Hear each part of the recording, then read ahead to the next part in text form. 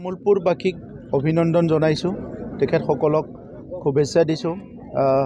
Medical college নিৰ্মাণৰ কাম সম্পূৰ্ণ হ'বলৈ গৈ থকা সময়তে পুনৰ আজি নাৰ্ছিং আৰু পেৰামেডিকেল ইনষ্টিটিউটৰ আধাৰশিলা স্থাপন হৈছে আৰু নতুন ডিষ্ট্ৰিক্ট হিচাপে বহুতখিনি অনুষ্ঠান প্ৰতিষ্ঠান তামোলপুৰত ইতিমধ্যে আৰম্ভ হৈছে।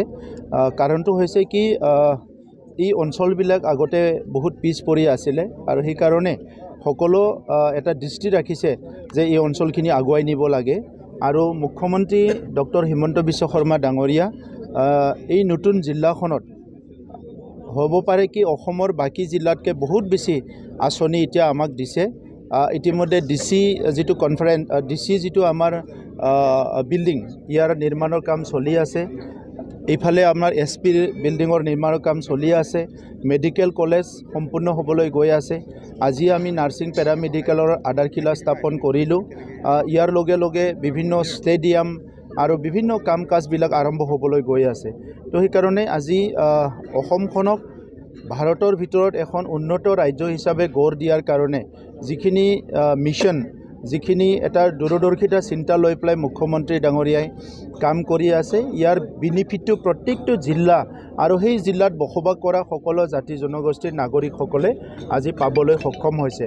মই বিটিআৰবাসীৰ হৈ অসমৰ মুখ্যমন্ত্ৰী ডাঙৰীয়াক ধন্যবাদ জনাইছোঁ আৰু 2020 চনত যিটো শান্তি চুক্তি আছিলে ভাৰত চৰকাৰ অসম চৰকাৰ এপছু NDAB আৰু UBPৰ লগত, এই শান্তি চুক্তিৰ দ্বাৰা আজি বড়োলেণ্ড অঞ্চলত বহুতখিনি অনুষ্ঠান প্ৰতিষ্ঠান নতুনকৈ আহিছে আৰু সেই অনুষ্ঠান প্ৰতিষ্ঠানবিলাক আমি চেষ্টা কৰিছোঁ অহা 2-3টা বছৰত প্ৰত্যেকটো অনুষ্ঠান প্ৰতিষ্ঠান নিৰ্মাণ কৰি ওলোৱাৰ কাৰণে।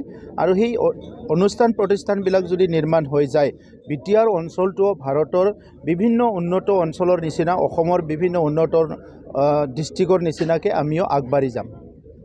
হাগ্ৰামা মহিলাৰী ডাঙৰীয়াৰ যিটো মানসিকতা ইয়াৰ লগত কোনো মিলিব নোৱাৰিব।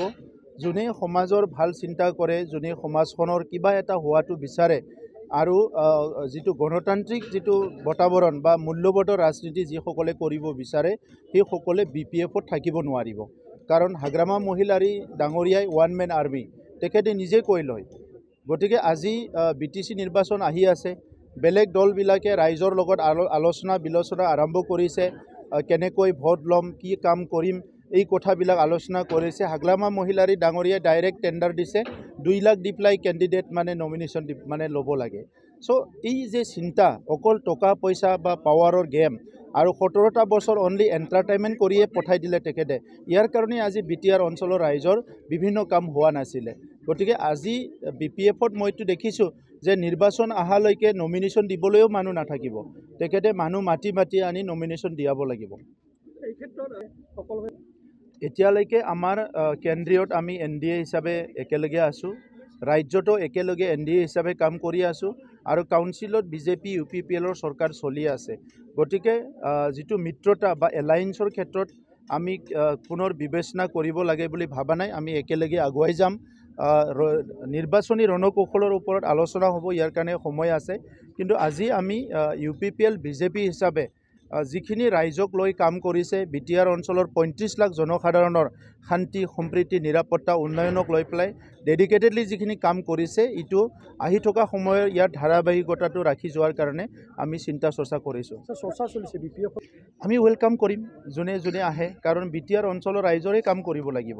গতিকে বিটিআৰ অঞ্চলৰ ৰাইজৰ যিসকলৰ কাম কৰিবলৈ মন আছে তেখেতসকলে আমাৰ দলত আহিব পাৰে আৰু দলৰ নীতি নিয়ম মানি পেলাই একেলগে কাম কৰিলে অঞ্চলৰো ভাল হ'ব, দলৰো ভাল হ'ব, ৰাইজৰো ভাল হ'ব।